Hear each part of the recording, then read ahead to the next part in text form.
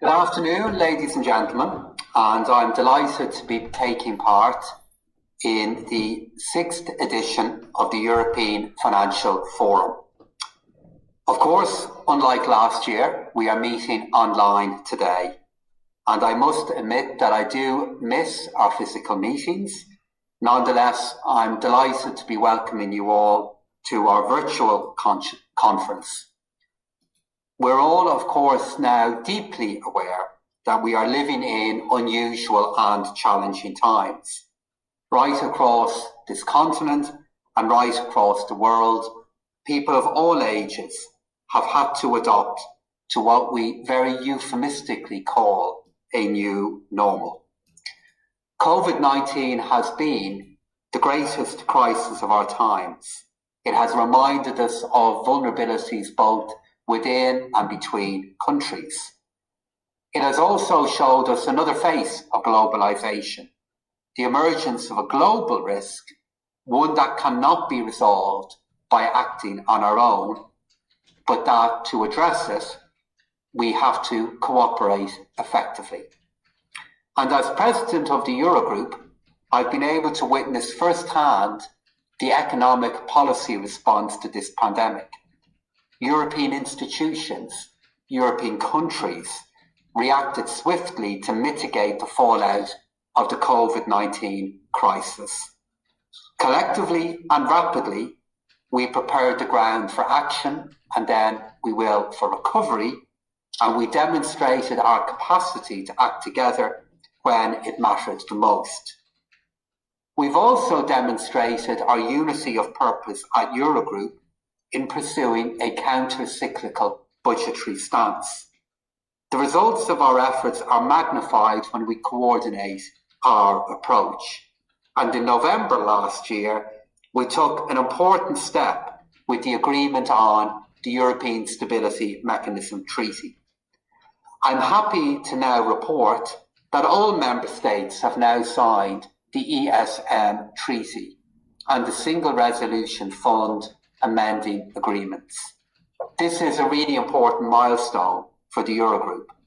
Following the ratification of the treaty, the ESM will become the backstop to the Single Resolution Fund, taking us a step closer towards completing banking union, which in turn will make our economic and monetary union more resilient. But this year, the focus will be on coordinating our policies to shield citizens from as much economic harm as we can. Time is of the essence. In the past year, we've also seen how the pandemic has accelerated the move to digital for the financial services sector. The Department of Finance here in Ireland is working with the European Commission on key policy proposals, such as strengthening the digital and operational resilience of the financial sector. This is part of a package of measures to further enable and support the potential of digital finance while mitigating the risks. And we are strongly supportive of the work of Commissioner McGuinness and of the Commission in their new digital finance strategy, which aims to increase and to scale up cross-border innovation while ensuring high standards of consumer protection. It is, of course, important that Europe stays at the forefront of new technologies in payments and banking, and to that end, we'll continue to participate in the Digital Euro project with great interest. Such a euro will have profound implications for fundamental freedoms, including privacy and data protection, as well as offering huge opportunities for financial efficiency, for inclusion and security. So political engagement in this process is, of course, important.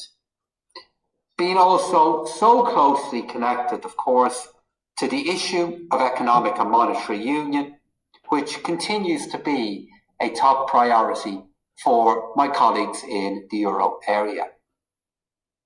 The ECB has now completed its public consultation, and as we look forward to engaging with a broad range of stakeholders to explore how we can take this project forward. We'll do this while, of course, recognising that the euro is the second most widely used currency in terms of its share of global payments. The international role of the euro is underpinned by the resilience and stability of our financial architecture and financial markets.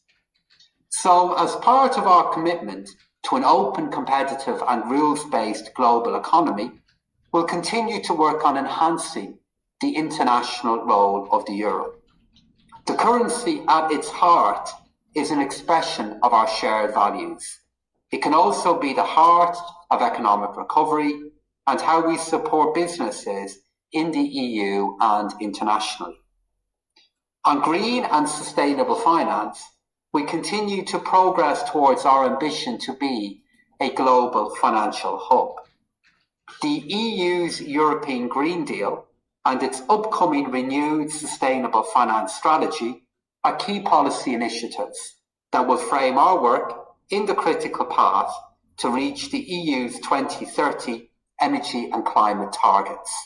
As we approach COP26 in a few months' time, it's so important that policymakers and investors have the ability to develop a full suite of financial instruments to fund the ambitious transition to a low-carbon, greener and more sustainable economy.